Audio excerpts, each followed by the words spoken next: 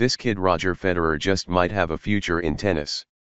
Wimbledon, England, and when the usual 128 male players in the Wimbledon draw had been whittled to an unusual 4, the 4 colossi of the sport had narrowed suddenly to 1, and the 1 was this Federer kid. Again, look out for this one. He seems to have a future. I'm rested. I'm fresh.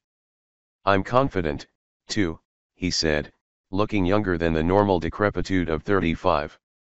After Andy Murray's hip and Novak Djokovic's elbow and Rafael Nadal's stirring 15-13 fifth-set scrap with Gilles Muller, after all the usual noise and questions and polite deflections and injury retirements and mauled grass, it's Federer and 3 guys most people wouldn't recognize if they showed up at the front door. In women's semifinals, Venus Williams made age 37 her greatest strength. To the untrained eye, it should look as if we could be amid a season in which Federer, at a geezer age, wins 2 of the first 3 Grand Slams and goes streaming into New York with a chance at 3, after 4 long seasons, 2013-16, in which he had none. Yet while in Friday's men's semifinals at the All England Club it's Federer and the far less recognized, and it's Federer and 3 players against whom he stands 27-7 during life, it's also Federer and 3 outstanding players not only by human standards but by ATP Tour human standards as well as 3 relative towers. Sam Querrey stands 6 feet 6, Marin Cilic stands 6-6, Tomas Berdych stands 6-5, and Federer stands 6-1, even as to so many earthlings he's a good 10 feet. The big guys, the big servers, are coming through, Federer said. It's nice to see that's paying off for the bigger hitters, not just the grinders from the baseline like we know it. A certain different style of play gets rewarded, as well. Dig into the forests of the head-to-heads, and the past, mischievous as usual, tries to make intrigue of this. With their ages of 31, Berdych, 29, Querrey, and 28, Cilic, these 3 have had ample time in life to join the multitudes who know the feeling of being shredded by Federer on a tennis court. Berdych's record, 6-18. Cilic, 1-6.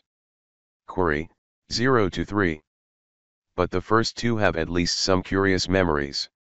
In addition to Berdych's 4-set win over Federer in the 2010 Wimbledon quarterfinals, after which he beat Djokovic, then lost the final to Nadal, he beat Federer in 4 sets in the 2012 US Open quarterfinals. He's no neophyte.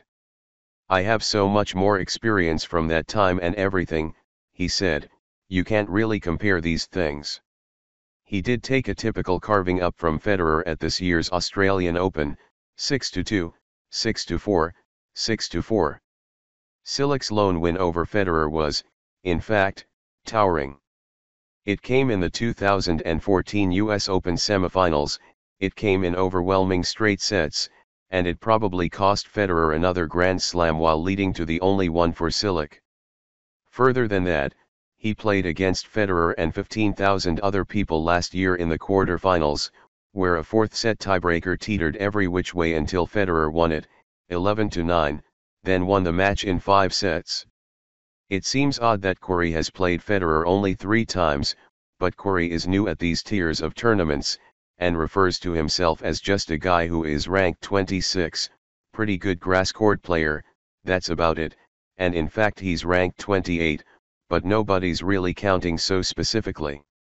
This sudden window of Federer onto even more Grand Slam riches dovetails with questions of the tour's physicality and the toll on the tour's bodies.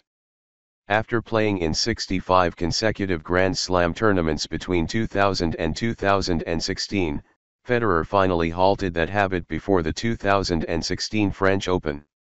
He retold that story on Wednesday after easing through Milos Raonic to reach the semifinals here in but 13 sets of action. He reached Paris, began practicing, felt his knee and his back, wondered why he'd gone to Paris, talked it over with his team and withdrew. It was hard, he said.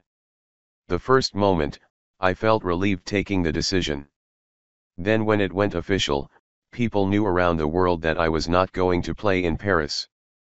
I got a little sad, I must admit, because I felt like it was a great record for me to keep going, 65 slams in a row. But health is so much more important than trying to hang on to some sort of a record. He then wound up skipping 2 of the next 4 Grand Slams as well, the 2016 US Open, for the first time since 1999, to heal his knee, and the 2017 French Open to refrain from subjecting his knee to the barbaric clay. Djokovic and Murray, of course, skipped none of that and reached 30 in the midst. Said Federer, "The problem is you can only play with a certain injury for a certain amount of time, because what you don't want happening is that it becomes chronicle sick. Then even a surgery can't help you much anymore. That's why I'm happy I've had to take my first surgery really only at 34, 35 years old. That was a blessing. I'm happy about that." Federer said all that with the fresh face and fresh ligaments of someone who played 35 matches in 2016, 31 so far in 2017. Djokovic played 74 last year and 40 so far this year, Murray 87 and 30. In a sense, they're victims of success.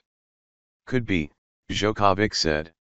"We both had a very long, tough year, a lot of matches, a lot of emotions, a lot of things in play. Our bodies have taken a lot physically."